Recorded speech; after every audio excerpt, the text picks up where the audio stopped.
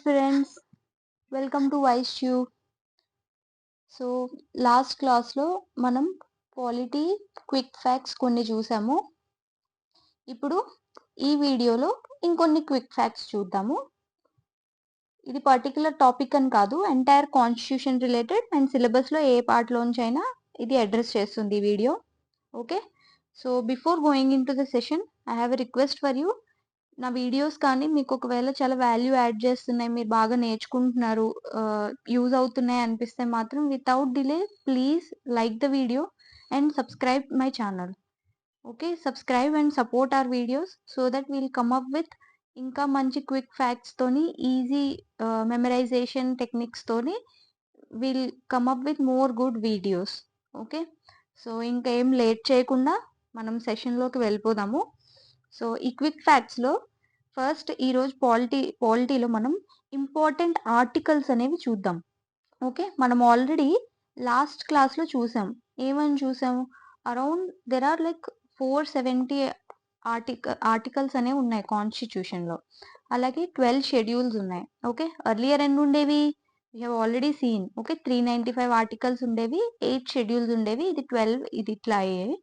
So ఇన్ని చదవగలమా అంటే no, it's not needed.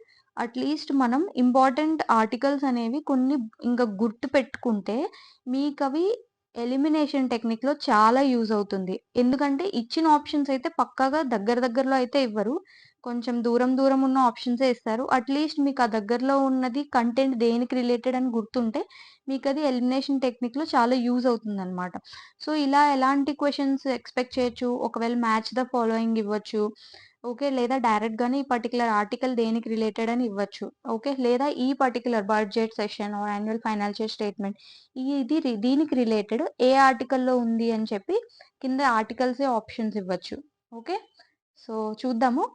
First important articles వచ్చేసి అట్లీస్ట్ స్టార్టింగ్లో కొన్ని ఆర్టికల్స్ తెలియాలి. 1 to 3 ఆర్టికల్ 1 to 3 రిలేటెడ్ ఏంటంటే ఇండియా దట్ ఈస్ భారత్ అని ఉంటుందన్నమాట. So it is name and territory of union అని ఒక స్టేట్మెంట్ ఉంటుందన్నమాట. అది ఆర్టికల్ 1లో ఉంటుంది. ఓకే, సో ఆర్టికల్ 2 ఏంటి? ఫ్యూచర్లో మన ఇండియన్ మన నేషన్లో, మన కంట్రీలో ఏదైనా వేరే కొత్త స్టేట్స్ అనేవి ఫామ్ చేసుకుంటే, okay, admission are establishment of new states. Okay, తర్వాత వచ్చేసి ఇది ఎలా అంటే బయట నుంచి ఏదైనా స్టేట్ తీసుకుని వస్తే దానికి ఈ ఈ ఆర్టికల్ అప్లై అవుతుంది. అందుకే చూసుకుంటే మీరు సిక్కింని ఇంకాపరేట్ చేసుకున్నప్పుడు ఆర్టికల్ 2A అని యాడ్ చేశారనమాట. సో ఇదేంటి? Sikkim actually earlier it was not part of India, కానీ ఎప్పుడైతే మన ఇండియాలో పార్ట్ అయ్యి ఇట్ బికేమ్ ఏ స్టేట్, అప్పుడు 2Aలో యాడ్ చేశారనమాట. ఓకే, తర్వాత వచ్చేసి ఇది formation of new state and alteration. ఇది ఆర్టికల్ 3లో ఉంటుంది. ఇందులో ఏముండదు. మన ఆల్రెడీ ఆంధ్రాలో ఉన్నప్పుడు కొన్ని కొత్త స్టేట్స్ని ఏంటి ఎయిదర్ దే జాయిన్ 2 స్టేట్స్లో కొన్ని పార్ట్స్ని తీసుకొచ్చి కొత్త స్టేట్ ఫామ్ చేయడం, లేదా ఒకే స్టేట్ని 2గా విడదీయడం, లేదా బౌండరీస్ ఆల్టర్ చేయడం, లేదా నేమ్స్ కూడా ఆల్టర్ చేయడం అనమాట. సో ఇవన్నీ చేసేటప్పుడు ఏంటంటే దీనికి ప్రెసిడెన్షియల్ కన్సెంట్ అనేది ముందుగానే తీసుకుంటారు. ప్రెసిడెన్షియల్ కన్సెంట్ తీసుకున్న తర్వాత మరి స్టేట్ పర్మిషన్ కూడా తీసుకుంటారా అంటే స్టేట్కి అయితే ఇన్ఫర్మేషన్ అయితే ఇస్తారు, దాని ఒపీనియన్ మాత్రమే తీసుకుంటారు. But that opinion is not binding on the centre. So centre వాళ్ళకి కావాల్సింది చేసేసుకుంటారు. Okay, and it is simple majority. మీరు ఆల్రెడీ చూసుకుంటే అమెండ్మెంట్ యాక్ట్లో 3 టైప్స్ ఉంటాయి కదా. సింపుల్ మెజారిటీ ఒకటి, అంటే ఆర్డినరీ మెజారిటీ ఒకటి, తర్వాత special majority and special majority plus more than. ఇప్పుడు 28 స్టేట్స్ ఉన్నాయి కదా మనకి. సో మోర్ దెన్ 14 స్టేట్స్ ఉంటే అప్పుడు అంటే ఏంటి, అట్లీస్ట్ 15 స్టేట్స్ ఉండాలన్నమాట. సో అట్లా ఉంటే అప్పుడు ఏంటి అమెండ్మెంట్ అనేది అవుతుంది. కానీ కొన్ని సింపుల్ మెజారిటీతో అయిపోయేవి ఉంటాయి. సో అందులో ఇది ఒకటి అనమాట. 368లోకి రాదు. అట్లాగే so formation of new states and alteration of it's boundaries, names, ఇంకేదన్నా ఇవన్నీ కలిపి ఆర్టికల్ 3లో వస్తుంది అనమాట. ఓకే, నెక్స్ట్ ఇప్పుడు ఆల్రెడీ మనకి సిటిజన్షిప్ ఆర్టికల్ తెలుసు. సిటిజన్షిప్ గుర్తుపెట్టుకోండి. ఆర్టికల్ 5 నుంచి 11 వరకు సిటిజన్షిప్ నేను చెప్పట్లేదు, ఎందుకంటే అన్నీ చదవలేం కాబట్టి అట్లీస్ట్ ఈ మధ్యలో వస్తే మాత్రం అది సిటిజన్షిప్ రిలేటెడ్ అని గుర్తుపెట్టుకోండి. తర్వాత 12, 13 మనం 12, 13 కాకుండా 12 to 35 తీసుకుంటే మనకి ఫండమెంటల్ రైట్స్ ఉంటాయి. సో 12 యాక్చువల్‌గా అయితే స్టార్ట్ అవ్వడం అయితే రైట్ టు ఈక్వాలిటీ 14 నుంచి స్టార్ట్ అవుతుంది. బట్ 12, 13 ఏంటంటే 12లో ఏముంటుందంటే స్టేట్ యొక్క డెఫినిషన్ ఉంటది. అసలు ఒక చట్టం చేయడానికి స్టేట్ చేసే చట్టం అని ఉంటదన్నమాట. ఫండమెంటల్ రైట్స్ వైలేట్ చేయకూడదు స్టేట్ చేసే చట్టం అని. మరి స్టేట్ అనే డెఫినిషన్‌లో ఏవేవి వస్తాయి? ఎవరెవరు చట్టాలు తీసుకొస్తారు అవన్నీ ఆ స్టేట్ డెఫినిషన్. అలాగే 12థ్‌లో ఏముంటదంటే ఒకవేళ ఫండమెంటల్ రైట్స్ గాని 13లో ఏముంటదంటే ఫండమెంటల్ రైట్స్ గాని ఒకవేళ ఆహ్, దీన్ని వైలేట్ చేస్తే జ్యుడిషియరీకి పవర్ ఉంటుంది. ఆ జ్యుడిషియల్ పవర్‌తో ఆ యొక్క చట్టాన్ని అన్‌కాన్స్టిట్యూషనల్ ఆర్ వాయిడ్ అని కొట్టేయొచ్చనమాట. సో, ఆ పవర్ జ్యుడిషియల్ రివ్యూ. ఈ జ్యుడిషియల్ రివ్యూ అనే వర్డ్ కాన్స్టిట్యూషన్‌లో ఎక్కడా వాడలేదు.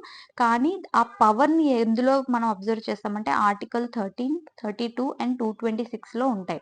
ఇవన్నీ కోర్ట్ రిలేటెడే. ఓకే. 32లో కాన్స్టిట్యూషనల్ రెమెడీస్ అండ్ 226లో హైకోర్ట్ యొక్క ఆహ్, రిట్ జారీ చేసే పవర్ ఉంటుందన్నమాట. సో, అదే రాసానిక్కడ.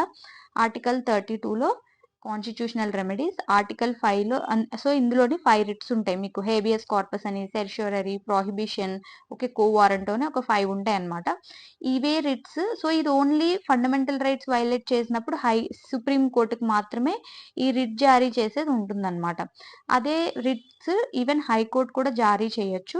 ఆర్టికల్ 226 కింద. But high courts powers are more. So, ఇది ఎందుకు బ్రాడర్ అంటే both fundamental rights and for other related matters. Okay.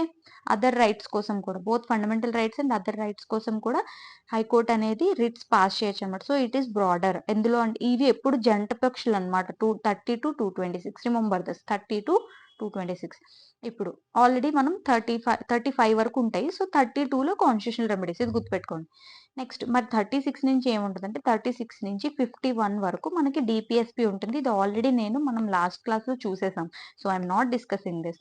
ఇప్పుడు 51 ఏలో ఏముంటాయి మరి సో, ఇప్పుడు ఏ అని చెప్పాను కదా! మనం ఎక్కడన్నా ఏ ఉంది అంటే అక్కడేదో అమెండ్మెంట్ జరిగినట్టే. సో, 51 ఏలో ఫండమెంటల్ డ్యూటీస్ ఉంటాయి. ఈ ఫండమెంటల్ డ్యూటీస్ ఎక్కడి నుంచి తీసుకున్నాం? రష్యా నుంచి తీసుకున్నాం. అండ్ అది ఎప్పుడు యాడ్ చేసామంటే 1976లో 42nd కాన్స్టిట్యూషనల్ అమెండ్మెంట్ యాక్ట్‌లో మనం ఈ ఫండమెంటల్ డ్యూటీస్ అనేది తీసుకొచ్చాం. సో, ఎవరు రికమెండ్ చేశారు అంటే స్వరణ్ సింగ్ కమిటీ అనేవాళ్ళు దీన్ని రికమెండ్ చేశారనమాట. ఏమని రికమెండ్ చేశారు? కొన్ని ఇచ్చి ఇవి ఫండమెంటల్ డ్యూటీ కింద చేయండి అని ఇచ్చారనమాట. అన్ని రికమెండేషన్స్ తీసుకున్నారా అంటే అన్నీ తీసుకోలేదు. ఈయన కొన్ని ఇచ్చారనమాట. ఏంటి రైట్ టు వోట్ అనేది కూడా ఫండమెంటల్ రైట్ చేయాలి. ఒకవేళ చేయకపోతే వాళ్ళకి పనిష్మెంట్ ఇవ్వాలి అన్నట్టుగా చెప్పారనమాట. కానీ ఇది అనేది ఇది కన్సిడర్ చేయలేదు రైట్ టు వోట్ ని fundamental. It is just a right but not particular duty కింద ఏమి చెప్పలేదన్నమాట. ఆర్టికల్ 52 ఇప్పుడు ఇక్కడ దాకా అయిపోయింది కదా! ఇక్కడ నుంచి మనకి పార్లమెంట్, ఇంకా ఎగ్జిక్యూటివ్, లెజిస్లేచర్ ఇవన్నీ స్టార్ట్ అయిపోతాయి 52 నుంచి. సో, 52లో క్లియర్‌గా రాసుంటదనమాట. There shall be a president of India. మన ఇండియాకి ఒక ప్రెసిడెంట్ ఉంటారు అని. మీరు ఎప్పుడైనా రిపబ్లిక్ అనే వర్డ్ వాడినప్పుడు మీకు ఎందుకు రిపబ్లిక్ అంటున్నామంటే దేర్ ఈస్ ఎ హెడ్. మనకొక హెడ్ ఉంటారు. But that head is indirectly elected. Okay. అందుకని మనకి రిపబ్లిక్. యూకేలో ఏంటి రిపబ్లిక్ గాదు వాళ్ళది. ఎందుకంటే వాళ్ళకి మొనార్కీ ఉంటది. ఓకే. సో, అది ఎలక్టెడ్ కాదు కదా! మొనార్కీ హెరిడిటరీగా వస్తుంది. మనకేంటి elected but indirectly elected. Although it is directly or indirectly head అనేవారు ఎలక్టెడ్ అయ్యి ఉంటారు. సో, అందుకని మనం రిపబ్లిక్ అంటాం. అంటే ఏంటి మనల్ని కాపాడటం కోసం ఒకరుంటారు. అందుకే చూడండి మీకెప్పుడైనా పార్లమెంట్ ఏమైనా చేసినా సరే అల్టిమేట్‌లీ ప్రెసిడెంట్ దగ్గరికెళ్ళాలి. ఎందుకంటే లాస్ట్ రిసార్ట్‌లో మనకి హార్మ్ చేసేలాగా ఎవరన్నా ఏం చేసినా మనకి ప్రొటెక్ట్ చేయడానికి ఒక హెడ్ ఉంటారు. అదెవరు అంటే మనకి ప్రెసిడెంట్. ఓకే. సో, అందుకని ఆయన్ని అది ఉండడం వల్లే మనం సొంతంగా ఎలక్ట్ చేసుకుంటున్నాం కాబట్టి మన ఇండియాని రిపబ్లిక్ అంటారు. ఓకే. Next article 60. ఈ ఆర్టికల్ 60లో ఓత్ ఆఫ్ ప్రెసిడెంట్ ఇంపార్టెంట్. ఎందుకు ఇది పర్టిక్యులర్‌గా చెప్తున్నానంటే మనం షెడ్యూల్స్ చూసినప్పుడు షెడ్యూల్ 2 అండ్ 3 చూస్తే షెడ్యూల్ 2లో మనకి సాలరీస్ ఉంటాయన్నమాట. ఓకే. షెడ్యూల్ 3లో ఓత్స్ ఉంటాయి. ఓకే. గుర్తుపెట్టుకోండి. షెడ్యూల్ 2 సాలరీస్ అంటే ఏంటి? ఫస్ట్ ఎవరైనా జాయిన్ అయిన వెంటనే ఓత్ తీసుకుంటారు. తర్వాత ఆళ్ళకి సాలరీ వస్తది. కానీ అట్లా గాదు. ఇది కొంచెం రివర్స్ అన్నమాట. అంటే ఫస్ట్ సాలరీ వస్తది సెకండ్ షెడ్యూల్‌లో. థర్డ్ షెడ్యూల్‌లో ఓత్ వస్తది. సో, ఈ ఓత్ అనేది ఎంపీస్‌కి, స్పీకర్‌కి, చైర్మన్‌కి వీళ్ళందరికీ ఉంటది. ఎక్సెప్ట్ ప్రెసిడెంట్ ఓత్ మాత్రం ఈ షెడ్యూల్ 3లో ఉండదు. ఎందుకంటే ఆర్టికల్ 60లో ఇది ఇచ్చారన్నమాట ఓత్ గురించి. Okay. Got it? So, next article 63. So, ఇప్పుడు ప్రెసిడెంట్ గురించి చూసేసాం కదా! 63, 64లో చూడండి. జస్ట్ ఒక 11 ఆర్టికల్స్ ప్లస్ చేస్తే ప్రెసిడెంట్ గారు వస్తారు. So vice president, there shall be a vice president of India. Okay. ఇప్పుడు ప్రెజెంట్ ఎవరెవరు ఉన్నారనేది మీరు ఒకసారి కరెంట్ అఫైర్స్ లో చూడండి. నేను ఇది ఆల్రెడీ మళ్ళీ తర్వాత వీడియో చేస్తాను కరెంట్ అఫైర్స్ రిలేటెడ్ పాలిటీలోని. సో ఇక్కడ వైస్ ప్రెసిడెంట్ ఆఫ్ ఇండియా ఎవరు అనేది చూసుకోండి. ఓకే. జగదీప్ ధంకర్ చెప్పేస్తున్నాను. ఓకే. నెక్స్ట్ ఇది కాకుండా ఇప్పుడు ఆర్టికల్ 7 ఇంకొకటి ఆర్టికల్ 64 చూద్దాం. ఓకే. ఆర్టికల్ 64లో vice president to be ex officio chairman of council of India. Okay. So ఇదేంటంటే వైస్ ప్రెసిడెంట్ గారు even he is not just vice president of India but at the same time రాజ్యసభలో, okay, council of India అంటే ఇక్కడ రాజ్యసభలో chairman కూడా ఈయన. Okay. But mostly కూర్చోరు, చాలా రేర్ గా కూర్చుంటారు. మోస్ట్ ఆఫ్ ద టైం ఈయన వీటివే చూసుకుంటారు. ఎందుకంటే మిగతా టైంలో వైస్ చైర్ పర్సన్ అనే వాళ్ళు ఉంటారు కదా, ఆయన చూసుకుంటారు అనమాట. Got it. So next article 72. ఇక్కడ ఏముంటుందంటే power of president to grant pardons. ఈ pardoning power very important.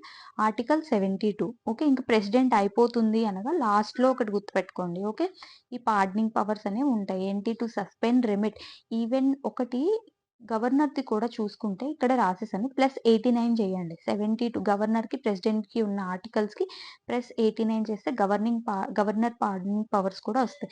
But one thing is that president గారి పార్డన్ పవర్స్ కొంచెం పెద్దవి. ఎందుకు అంటే ఈయన పార్డన్ పవర్ లో ఈవెన్ డెత్ సెంటెన్స్ ని పూర్తిగా అసలు మొత్తం సస్పెండ్ చేసేయచ్చు, పార్డన్ చేసేయచ్చు. అంటే ఏంటి? ఇంకా ఇన్నోసెంట్ అని డిక్లేర్ చేసేయచ్చు. ఓకే. కానీ గవర్నర్ కల లేదు. డెత్ సెంటెన్స్ ని మహా అయితే ఏం చేస్తారు? కమ్యూట్ రిమిట్ అంటే డెత్ సెంటెన్స్ నుంచి సివియర్ రిగరస్ ఇంప్రిజన్మెంట్ గానీ, రిగరస్ ఇంప్రిజన్మెంట్ నుంచి సింపుల్ ఇంప్రిజన్మెంట్ గానీ చెయ్యొచ్చు గానీ, డెత్ నుంచి డైరెక్ట్ గా ఇంకా పార్డన్, ఇంక నువ్వు ఇన్నోసెంట్ అని చెప్పడానికి లేదు. అంత పవర్ లేదు గవర్నర్ కి. ఓకే. సో నెక్స్ట్ వన్ 72 గుర్తుపెట్టుకోండి.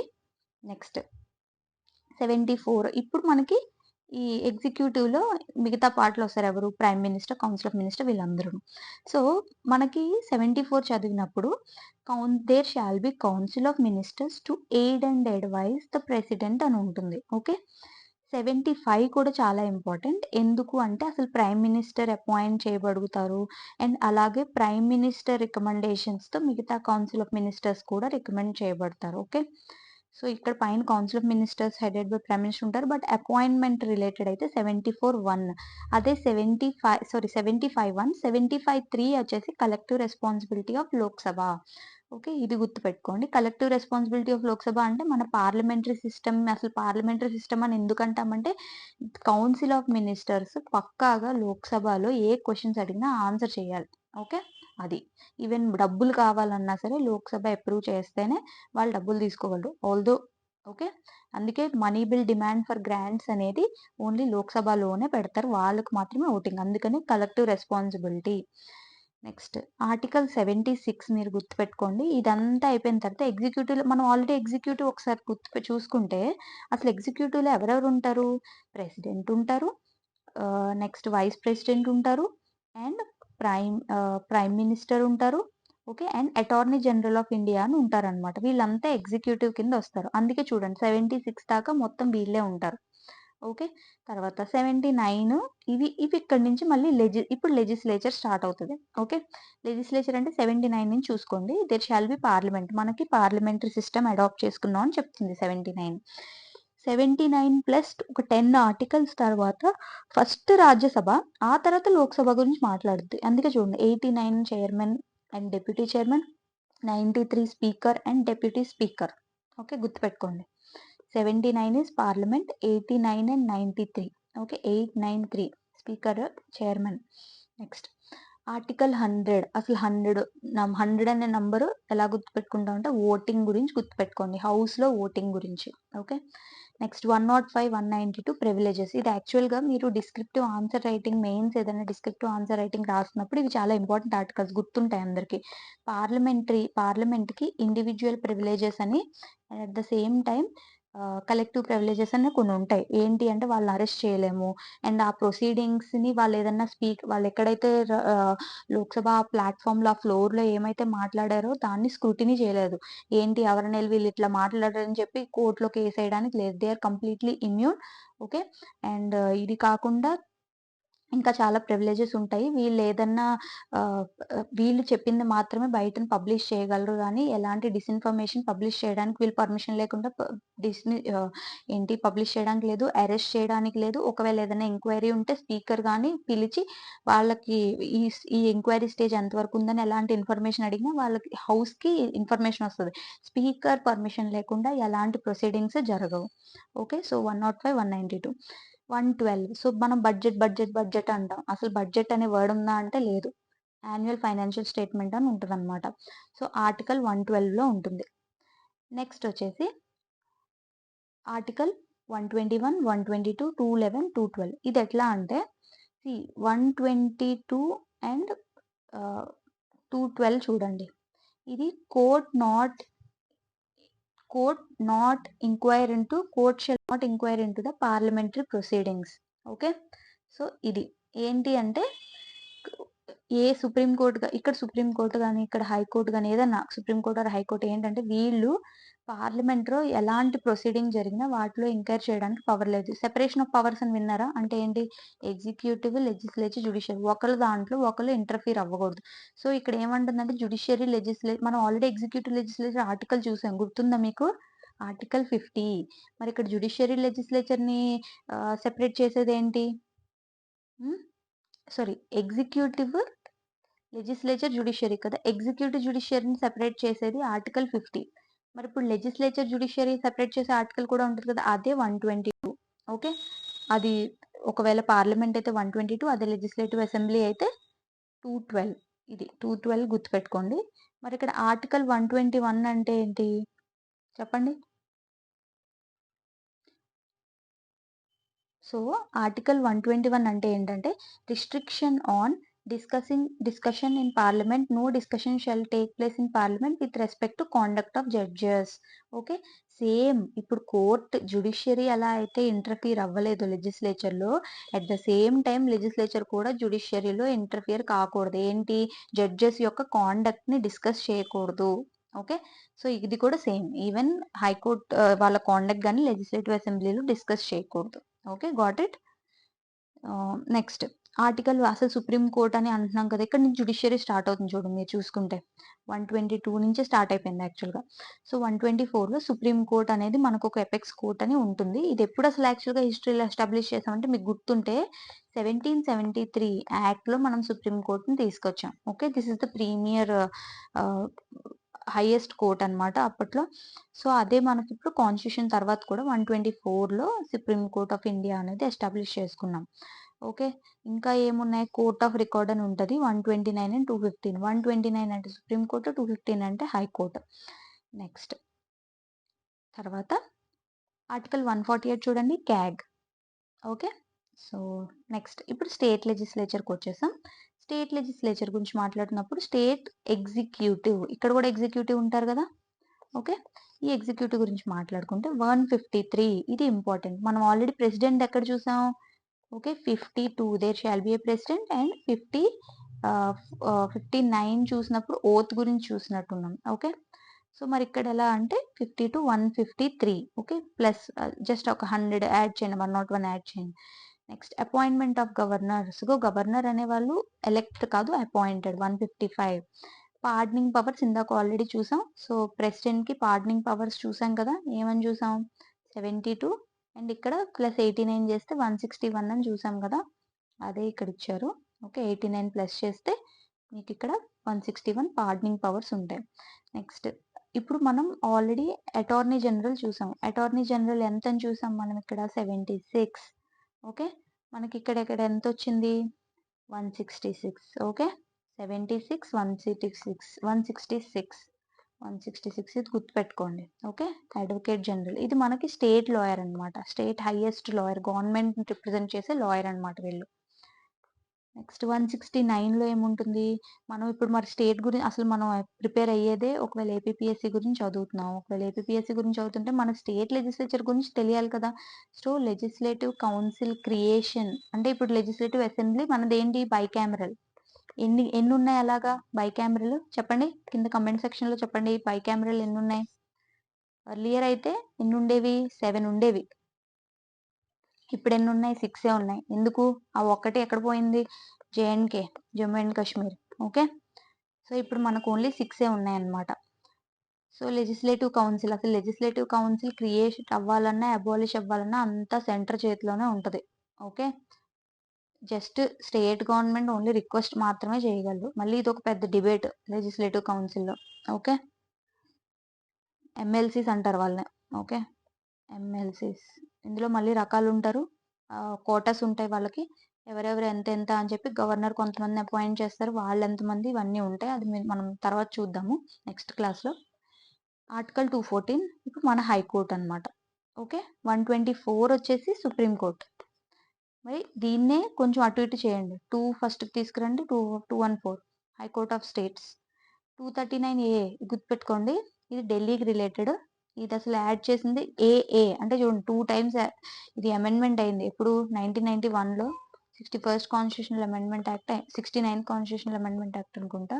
సో అందులో మనకి ఇది ఉంటుందన్నమాట. నెక్స్ట్ 243 అని ఎప్పుడన్నా వచ్చిందంటే లోకల్ పంచాయత్స్. కానీ ఈ పంచాయత్స్ అనేది మొత్తం చాలా ప్రొవిజన్స్ యాడ్ చేశారు. ఈ ఒక్క దాంట్లోనే 243 కే ఏ నుంచి ఓ వరకు అన్నమాట. ఎలక్షన్ పంచాయత్. మరి అర్బన్ గవర్నమెంట్‌కి ఎక్కడ అంటే ఓ తర్వాత ఏమొస్తది? పి వస్తది. సో పి నుంచి జెడ్ వరకు ఉండి జెడ్ నుంచి మళ్ళీ జెడ్ఏ, జెడ్బీ అని చెప్పి స్టార్ట్ చేశారన్నమాట. అట్లా కొన్ని ఉంటాయి. అది అర్బన్ గవర్నమెంట్ అన్నమాట. A to oh Panchayat related అని గుర్తుపెట్టుకోండి. సో ఇక్కడ మన కే ఎందుకు ఒక్కటి చదువుకోవాలంటే ఇది ఆల్రెడీ ఎర్లియర్ కొన్ని పీవైక్యూస్‌లో చాలా స్టేట్ ఎగ్జామ్స్‌లో ఇచ్చారన్నమాట కే గురించి. Election of Panchayat. సో అందుకని ఇది యాడ్ చేశాను. నెక్స్ట్ 249 ఏం చదువుతాం? Power of parliament to legislate with relation to matter of state list. So మన స్టేట్ లిస్ట్ యొక్క మ్యాటర్స్ మనం state list and concurrent list, union list అవన్నీ ఇంకా కింద చూద్దాము. సో స్టేట్ లిస్ట్‌లో ఓన్లీ స్టేటే కదా చేయాలి. మరి సెంటర్ చేస్తుందంటే ఎప్పుడు? అండర్ 249లో ఒకవేళ నేషనల్ ఇంట్రెస్ట్ పరంగా లేదా స్టేట్ రిక్వెస్ట్ చేసినా చేయొచ్చు అన్నమాట. ఓకే. నెక్స్ట్ ఆర్టికల్ 300 ఇది గుర్తుపెట్టుకోండి. మళ్ళీ ఇది ఎక్కడ చేశారు? మనం ఫస్ట్ కాన్స్టిట్యూషనల్ అమెండ్మెంట్ యాక్ట్ 1951లో చేసామన్నమాట. ఏమని? Right to property related. Right to property అనేది రైటే. It's a legal right and at the same time constitutional right. యాక్చువల్‌గా అయితే లీగల్ రైట్ అని అంటారు. ఎందుకంటే కాన్స్టిట్యూషన్‌లో డైరెక్ట్‌గా రైట్ ఇవ్వలేదు. పార్లమెంట్ కెన్ మేక్ లాస్ అని చెప్పి చేస్తే పార్లమెంట్ చేయడం వల్ల లీగల్ రైట్ అనేది వచ్చింది. ఓకే. బట్ యాక్చువల్‌గా ఫండమెంటల్ రైట్‌లోంచి తీసేసాం. ఎందుకు అంటే ఫస్ట్ కాన్స్టిట్యూషనల్ అమెండ్మెంట్ యాక్ట్ 1951లోనే తీసేసాం. Persons not persons not be deprived of property save by authority of law. So ఎవరిని ప్రాపర్టీ నుంచి డిప్రైవ్ చేయకూడదు అని. ఇది ఎక్కడ? సారీ, ఇది ఫస్ట్ అమెండ్మెంట్‌లో కాదు. రైట్ టు ప్రాపర్టీ అనేది తీసింది 44th కాన్స్టిట్యూషనల్ అమెండ్మెంట్ యాక్ట్. ఆ టైంలో ఎవరున్నారంటే మొరార్జీ దేశాయ్ గవర్నమెంట్. ఇది ఇంపార్టెంట్. నెక్స్ట్ ఆర్టికల్ 300 తీసేసింది ఎప్పుడు? Morarji Desai government. Okay. Next 312 all India services. మనం ఇంత చదువుతుంది సివిల్ సర్వీసెస్ అవ్వడానికి ఒక సివిల్ సర్వెంట్ అవ్వడానికి. సో ఇది మీరు గుర్తుపెట్టుకోవాలి. 312 although if we are not all India సర్వీస్‌లో లేము. But civil servant as a public servant you have to understand this. Remember this. 323లో మళ్ళీ 2 బి ఉంటాయి. 323 ఇలా గుర్తుపెట్టుకోండి. ట్రైబ్యునల్స్. ఓకే.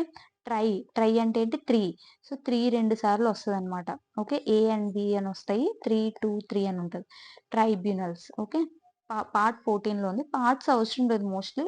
ఒకవేళ చూసుకుంటే లాస్ట్‌లో చూసుకోండి. సో 2 టైప్స్ ఏంటి? అడ్మినిస్ట్రేటివ్ ట్రైబ్యునల్స్ అంటే మనం ఇప్పుడు సివిల్ సర్వెంట్ లాగే ఉన్నాం మనం. ఫర్ సపోజ్ పబ్లిక్ సర్వెంట్సే ఉన్నారు. వాళ్ళకి ఏదన్నా ఆఫీస్‌లోనే ఏదో చాలా ఇష్యూస్ వస్తాయి. కరప్షనో లేకపోతే తీసేయాలనో. అప్పుడు మనం మన గురించి మనం వాదించుకోవాలి కదా! మనం ఎక్కడికెళ్తాం? ఇలాంటి మనకంటూ ఆఫీసర్స్‌కి స్పెషల్‌గా ట్రైబ్యునల్స్ అరేంజ్ చేశారు. Administrative tribunals. మరి ఈ బి ఏంటంటే అదర్ ట్రైబ్యునల్స్. అంటే ఏంటి? ఇవి కాకుండా ఇంకా వితిన్ అడ్మినిస్ట్రేషన్‌లో కొన్ని ట్రైబ్యునల్స్ ఉంటాయి. ఏంటి? కన్స్యూమర్ ట్రైబ్యునల్స్, ఏవన్నా ఎలక్ట్రిసిటీ బిల్ రిలేటెడ్ ట్రైబ్యునల్, ఎవరి మీదైనా కేసులు, సో వాటికి రిలేటెడ్ అన్నమాట. ఇది అడ్మినిస్ట్రేషన్ అంటే డిసిప్లినరీ, స్పెషల్లీ వాళ్ళ మీద కరప్షన్ కేసెస్ గాని, ఏదైనా ఎలిగేషన్స్ గాని వచ్చినప్పుడు అప్పుడు అడ్మినిస్ట్రేషన్ రిలేటెడ్. ఇది అదర్ ట్రైబ్యునల్స్ అన్నమాట. 324 important. Election commission of India. రీసెంట్‌గా ఎలక్షన్స్ అయ్యాయి కాబట్టి పక్కా గుర్తుపెట్టుకోండి. 324 ఎలా గుర్తుపెట్టుకుంటామంటే చూడండి 24 ఇయర్స్ వచ్చేసినాయి ఎటు. ఓకే. 24 ఇయర్స్‌కి ఎలక్షన్ కమిషన్ ఆఫ్ ఇండియా, 26 ఇయర్స్‌కి మనం ఓటేస్తాం అన్నమాట. ఓకే. జస్ట్ ఇది బండ గుర్తు కోసం చెప్తున్నాను. లేదంటే మీకు ఆల్రెడీ గుర్తుంటే పర్వాలేదు. 330 ఇదేంటంటే reservation of seats in SC and ST. మీరు ఇక్కడ గుర్తుపెట్టుకోవాల్సింది ఏంటంటే 331 అండ్ 333 అనేది తీసేశారు. ఎందుకంటే ఆంగ్లో ఇండియన్‌ది ఇంకా నో మోర్ అని చెప్పి తీసేయడం వల్ల 332, 332 అండ్ 334 వచ్చేసి ఎస్సీ, ఎస్టీ రిలేటెడ్. అందుకే ఈ 2 ఆర్టికల్స్ ఉన్నాయి. ఒకటి రిజర్వేషన్ ఆఫ్ సీట్స్, ఇంకొకటి కావాలనుకుంటే ఎక్స్టెండ్ చేయడం అనుకుంటా. Okay. Next reservation of seats already ఇప్పుడు మళ్ళీ మనం 105th కాన్స్టిట్యూషనల్ అమెండ్మెంట్ యాక్ట్ లో రిజర్వేషన్ ఆఫ్ సీట్స్ అనేది ఎక్స్టెండ్ చేసాం.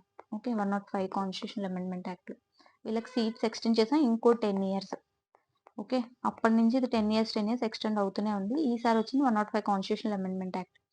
Next 338A. సో ఇది NCSC, national commission for scheduled caste, national commission for scheduled tribes. Okay. Next 342A, centre plus state for SC ST. ఇది మళ్ళీ add చేశారు అనమాట 10 years extend చేస్తూ. Okay. 105 constitutional amendment act. Next article 352. Okay. So యాక్చువల్గా నేను ఇందాక చెప్పాను కదా మీకు 342Aలో ఉంది ఇది. Okay fine. Next article 352, 356, 360. So 352లో నేషనల్ ఎమర్జెన్సీ, ఇది కూడా చూడండి +4+4. సో 352లో నేషనల్ ఎమర్జెన్సీ, 356లో ప్రెసిడెంట్స్ రూల్, 360లో ఫైనాన్షియల్ ఎమర్జెన్సీ. ఈ 3 emergency related provisions. Okay. Next ఇప్పుడు అయిపోయింది. సో ఇక్కడతో మనం ఆర్టికల్స్ అన్ని కవర్ చేసేసాం, important articles. I hope you got this. ఒకసారి మళ్ళీ బాగా రివైజ్ చేసుకోండి, చేద్దాం లాస్ట్లో రివిజన్. నెక్స్ట్ వచ్చేసి ఇప్పుడు 8th షెడ్యూల్కి వెళ్ళిపోదాం. సో 8th షెడ్యూల్ అసలు మనకి ఎన్ని షెడ్యూల్స్ ఉన్నాయి? మొత్తం 12 ఉన్నాయి. ఓకే. 12 షెడ్యూల్స్. సో మనం చూసుకుంటే +4 షెడ్యూల్స్. ఫస్ట్ ఇనిషియల్ కాన్స్టిట్యూషన్ టైంలో 8 షెడ్యూల్స్ ఉంది. తర్వాత 4+4 యాడ్ చేసాం. ఎప్పుడెప్పుడు యాడ్ చేసామని చూద్దాం. ఫస్ట్ కాన్స్టిట్యూషనల్ అమెండ్మెంట్ లోనే 9th షెడ్యూల్ యాడ్ చేసేసాం. ఏంటిది? ఆల్రెడీ చెప్పాను కదా, ప్రాపర్టీ రైట్స్ రిలేటెడ్ అనమాట. Land tenure, land tax, railway related 9th schedule తీసుకొచ్చి ఏం చెప్పారంటే, వీటికి సంబంధించిన ఎలాంటి లాస్ అయినా సరే మేము తీసుకెళ్లి 9th షెడ్యూల్లో పెట్టేస్తాం. ఇప్పటి నుంచి 9th షెడ్యూల్లో ఏ లా అయితే ఉంటుందో ఆ లా జ్యుడిషియల్ రివ్యూకి ఇంకా రాదు. It doesn't come under the ambit of the judicial review అని చెప్పేసి అన్నారనమాట. కానీ కోర్టు ఊరుకుంటుందా? అట్లా ఊరుకోలేదు. ఏంటి 2007లో ఏం చెప్పిందంటే, మీ పప్పులేం ఉడకవు, ఇట్లా అవ్వదు. జ్యుడిషియల్ రివ్యూ అనేది బేసిక్ స్ట్రక్చర్. సో మీరు దాన్ని డాక్ట్రిన్ ఆఫ్ బేసిక్ స్ట్రక్చర్లోకి వస్తుంది. దాన్ని మీరు 9th షెడ్యూల్ని జ్యుడిషియల్ రివ్యూకి అబోవ్ పెట్టలేరు. సో జ్యుడిషియల్ రివ్యూ అనేది బేసిక్ స్ట్రక్చర్ కాబట్టి మేము రివ్యూ చేయాల్సిందే. కానీ చిన్న కన్సెషన్ ఇచ్చారు. ఏంటి? 1973 ఈ doctrine of basic structure judicial review తీసుకొచ్చింది ఎప్పుడు? 1973లో కదా. మరి ఆ ముందు నుంచి ఎట్లా పెడతారు అని చెప్పి అడిగారనమాట. సో అందుకని 1973 వరకు మీరు ఏవైతే లాస్ 9th షెడ్యూల్లో పెట్టారో వాటిని మేము టచ్ చేయము. కానీ 1973 నుంచి ఇప్పటిదాకా ఏవైతే ఇంకొస్తూ ఉంటాయో అవన్నీ కూడా మేము రివ్యూ చేస్తాము, జ్యుడిషియల్ రివ్యూకి ఎలిజిబుల్ అని చెప్పి చెప్పారనమాట. ఈ డేట్ గుర్తుపెట్టుకోండి, 9th షెడ్యూల్. ఆ కేసు ఏంటి అంటే IR Coelho case 2007. Next 10th schedule, ఇది అందరికీ తెలిసే ఉంటుంది, యాంటీ డిఫెక్షన్ లా రిలేటెడ్. ఏ ఇయర్లో వచ్చిందంటే 1985, 52nd constitutional amendment act, Rajiv Gandhi government. Okay. Next 11th, 12th ఇది కూడా అందరికీ తెలిసిందే. పివి నరసింహరావు గారు ఉన్నప్పుడు 1992లో 2 వచ్చినాయి, లోకల్ పంచాయతీ, అర్బన్ గవర్నమెంట్. కానీ మీరు 11th షెడ్యూల్లో ఈ సబ్జెక్ట్స్ ఉంటాయన్నమాట. 11th షెడ్యూల్లో ఎన్ని సబ్జెక్ట్స్ ఉన్నాయి? పంచాయతీ ఏవేవి చూసుకుంటే 29 లిస్ట్ ఉంటుంది అనమాట. ఎలా అయితే మనకి union list, state list, concurrent list అనేవి ఉంటాయో వీటికి కూడా కొంత లిస్ట్ ఉంటుంది అనమాట. వాటి మీద వాళ్ళకి పవర్ ఉంటుంది. అది 11th and 12th షెడ్యూల్లో ఉంటుంది. ఓకే. నెక్స్ట్ 7th షెడ్యూల్ గురించి చూద్దాం. ఇప్పుడు ఆల్రెడీ ఇక్కడ 8 షెడ్యూల్స్లో 7th ఒకటి చదువుదాం ఫస్ట్. సో 7th షెడ్యూల్ ఎందుకు ఇంపార్టెంట్ అంటే ఇక్కడ లిస్ట్ ఉంటుంది 97, 66, 47. సో ఈ షెడ్యూల్స్ అనేవి అసలు ఏ ఆర్టికల్లో తీసుకొచ్చి ఉందంటే 246లో ఉంటుంది అనమాట. There is division of powers between centre and state and ఈ పవర్స్ అనేవి ఎలా డిస్ట్రిబ్యూట్ అవుతాయి అనేది మనం 7th షెడ్యూల్లో ఉంటుందని 246లో ఉంటుంది అనమాట క్లియర్గా. ఇది గుర్తుపెట్టుకోండి, 246 యూ షుడ్ నెవర్ ఫర్గెట్. నిద్రలో అడిగినా చెప్పాలన్నమాట. సో ఇది మీరు చూసుకుంటే ఇక్కడ ఏది హైయెస్ట్ ఉంది చూడండి, యూనియన్ లిస్టే హైయెస్ట్ ఉంది. అందుకనే అంటారు యూనిటరీ బయాస్. ఇంపార్టెంట్ మ్యాటర్స్, ఎక్కువ మ్యాటర్స్ అన్ని యూనియన్ లిస్ట్లోనే ఉంటాయి. కొన్ని ఇంపార్టెంట్ చూద్దాం. Union list easy to remember. ఎందుకంటే మనం ఇప్పటిదాకా అసలు స్టేట్ గవర్నమెంట్ అందులో ఇన్వాల్వ్ అయినట్టు కూడా లేదు. ఫర్ ఎగ్జాంపుల్ సెన్సస్ గాని, foreign affairs, railways, defence, insurance ఇవన్నీ యూనియన్ లిస్ట్. ఈ అన్నిట్లో గుర్తుపెట్టుకునేది మనం కొంచెం గుర్తుపెట్టుకోవాల్సింది ఇన్స్యూరెన్స్ ఒకటే. ఓకే.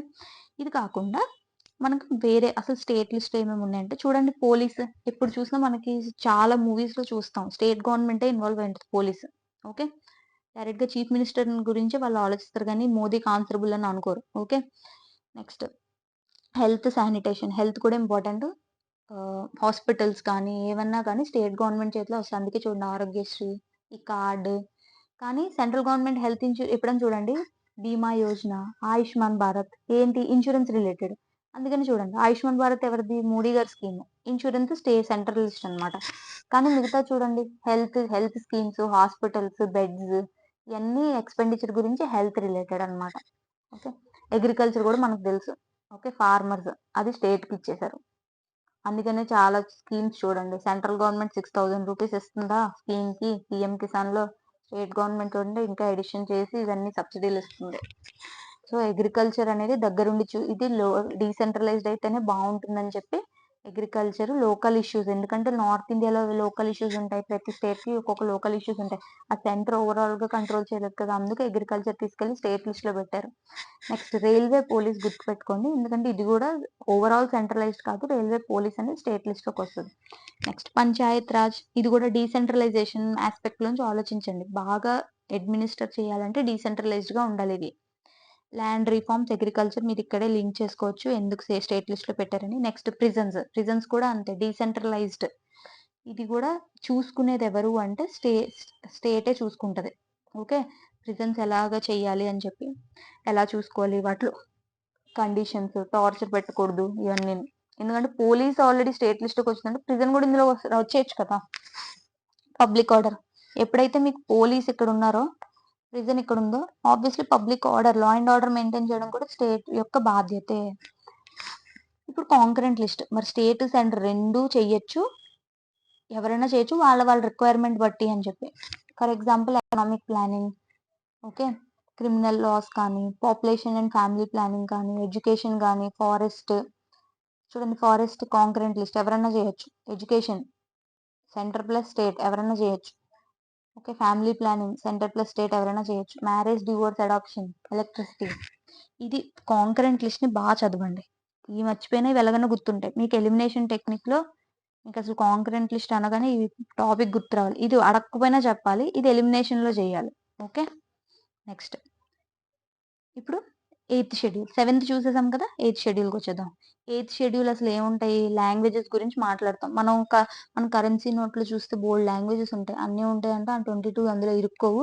కొన్ని లాంగ్వేజెస్ ఆల్మోస్ట్ మన 8th షెడ్యూల్లో ఉన్న లాంగ్వేజెస్ ఉంటాయి. ఓకే. 8th షెడ్యూల్లో లేని లాంగ్వేజ్ ఒకటి ఉంటుంది, ఇంగ్లీష్ కూడా ఉంటుంది నోట్లోని, బట్ అది అవసరం లేదు. కానీ గుర్తుపెట్టుకోండి 8th షెడ్యూల్లో మొత్తం 22 లాంగ్వేజెస్ ఉంటాయి అన్నమాట. అన్ని 22 లాంగ్వేజెస్ ఒకేసారి పెట్టేశారా అంటే no. Okay. 8th schedule constitution లో ముందు నుంచి ఉంది, మధ్యలో మనం కొన్ని యాడ్ చేసాం. ఏంటి? 21st అమెండ్మెంట్ యాక్ట్ 1967 లో సింధీ యాడ్ చేసాం. ఓకే. సింధీ అంటే నార్త్ వెస్ట్ ఇండియాలో మాట్లాడతారు ఇది. Okay. Next 71st amendment act లో కోంకణి, మణిపురి, నేపాలి ఈ 3 యాడ్ చేశారు. కోంకణి, మణిపురి, నేపాలి. ఓకే. 1992 ఈ టైంలో ఎవరు? పివి నరసింహరావు గారి టైంలో. Next 97 constitution amendment. ఒక్కవేళ మీకు అమెండ్మెంట్ యాక్ట్ గుర్తు లేకపోతే కనీసం ఇయర్స్ గుర్తుపెట్టుకోండి. ఓకే. 1967లో ఎప్పుడు కరెక్ట్గా గవర్నమెంట్ ఏంటి, కాంగ్రెస్ గవర్నమెంట్ మెజారిటీ ఉండేది 1967 వరకు. First time state government form అయింది కదా కేరళలో. సో ఆ టైంలో సింధీ వచ్చింది. ఓకే. 1992 రీఫార్మ్స్ చూడండి. 73rd 74th చదివాం కదా, దానికన్నా ముందు ఈ కోమని వచ్చింది. కోమని అని గుర్తుపెట్టుకోండి కోడ్. కోమని, కోంకణి, మణిపూర్, నేపాల్. నెక్స్ట్ బీడిఎస్ఎం. ఇది ఏంటంటే బీడి బోడో. సో బోడో, డోంగ్రీ, బోడో, డోంగ్రీ, బోడో. తర్వాత ఎం ఏంటంటే మైథిలి, సంతాలి. ఓకే. మైథిలి, సంతాలి. అన్ని చూడండి, అన్ని ట్రైబల్ లాంగ్వేజెస్ ఆల్మోస్ట్. నెక్స్ట్ ఇది ఒకటి ఉంటుంది. ఆర్టికల్ 371 చూద్దాము. ఆర్టికల్ 371 లో కొన్ని స్టేట్స్ కి స్పెషల్ ప్రొవిజన్స్ ఇచ్చారనమాట. సో అన్ని చదవాలంటే నో నీడ్. మనం ఏం చేద్దామంటే A to J ఉంది కదా, దీన్ని ఆర్డర్ లో పెట్టేసుకుందాం. ఎలా అంటే నమ, ఓకే. ఏబిసిడిఈకి నమా అని పెట్టుకోండి. ఓకే. నమా నాగాలాండ్, అస్సాం, మణిపూర్, ఆంధ్ర. ఇక్కడ ఆంధ్ర రెండిట్లో ఎందుకుంది అంటే ఇది దీనికి స్పెషల్ ప్రొవిజన్ రిలేటెడ్, ఇది సెంట్రల్ యూనివర్సిటీ రిలేటెడ్. సో ఈని జనరల్గా అడగరు, ఇది కట్ చేసేయండి. అట్లీస్ట్ ఫస్ట్ 4 నమా అని గుర్తుపెట్టుకోండి. నాగాలాండ్, అస్సాం, ఫస్ట్ ఏ అస్సాము, రెండో ఏ ఆంధ్ర. ఓకే. మరి ఇంకొకటి ఏంటి మరి మిగతావి FGHIK అంటే సిమి ఆరు గోకా. ఓకే. సిమి ఆరు గోకా. సో సిమి ఆరు గోకాలా అంటే సిక్కిం, మిజోరాం, అరుణాచల్ ప్రదేశ్, గోవా, కర్ణాటక. కా అంటే ఇక్కడ Karnataka. Okay. So this is what is today's session. ఒకసారి మళ్ళీ రివైజ్ చేసేద్దాము మన టాపిక్స్ని ఇప్పటిదాకా డిస్కస్ చేసింది. ఇంపార్టెంట్వి ఒకసారి ఫాస్ట్గా చూసేద్దాం. ఓకే. సో ఆర్టికల్ 1 చెప్పాం కదా, యూనియన్ అండ్ నేషన్ గురించి చదివాము. తర్వాత ఇంకా ఇంపార్టెంట్ ఏంటి, 32 ఇంపార్టెంట్ కాన్స్టిట్యూషనల్ రెమెడీస్ చదివాము. ఓకే. 226 అండ్ 32 అనేవి జంట కవులు. Okay. Next article 60 oath of president అనేది important. Okay. Next 63 vice president. Okay. తర్వాత వచ్చేసి 74 council of minister, 74, 75 important. 76 attorney general, 79 parliament. Okay. 89, 93 గుర్తుపెట్టుకోండి, chairman and speaker. Okay. Next 112 annual financial statement. 124 is Supreme Court. 153 is Governor. 148 CAG. Next 169 మన అసలు legislative council ఉంటుందా లేదా. 166 కూడా చూద్దాం, advocate general of India. Next 214 high court of India. Next 312 all India services. 326 right to vote. 324 election commission of India. Okay. ఈ national emergency అన్ని చూసుకోండి. 352, 356, 360. 8th షెడ్యూల్లో 9, 10, 11 ఎప్పుడెప్పుడు యాడ్ అయ్యాయి అంటే ఇది 9th schedule 1951, 10th schedule anti defection లా ఇవి 1992లో యాడ్ అయిన 11th and 12th. 7th schedule article ఏంటి 246. సో మనం ఇక్కడ ఈ కాంకరెంట్ లిస్ట్ ఇవన్నీ చూడడానికి మెయిన్ కాంకరెంట్ లిస్ట్ చదువుకోండి. ఇది ఆల్రెడీ స్టేట్ లిస్ట్లో ఇప్పుడు ఆల్రెడీ ఎక్స్ప్లెయిన్ చేసిందంతా గుర్తుపెట్టుకుంటే మీకు అక్కడ ఎగ్జామ్లో పెట్టేస్తారు ఈజీగా. నెక్స్ట్ 8th షెడ్యూల్ ఎన్ని ఉన్నాయి, 22 ఉంటాయి. ఇందులో ఇంగ్లీష్ ఉండదు, హిందీ ఉంటుంది, ఇంకా మిగతావన్నీ ఉంటాయి. యాడ్ అయినవి ఇవి రీసెంట్గా. ఈ ఇయర్స్ గుర్తుపెట్టుకోండి, 67, 92, 2003. ఓకే. నెక్స్ట్ 371 ఆల్రెడీ చెప్పాను కదా, నమా సిమి ఆరు Goka. Okay. So before ending this session నేను ఒక 2 క్వశ్చన్స్ పెట్టాను. ఈ క్వశ్చన్స్ అనేవి మీరు ఆన్సర్ చేయండి, కింద కమెంట్ సెక్షన్లో ఆన్సర్ చేయండి, నేను వీటి ఆన్సర్స్ చెప్తాను. Okay. So first question is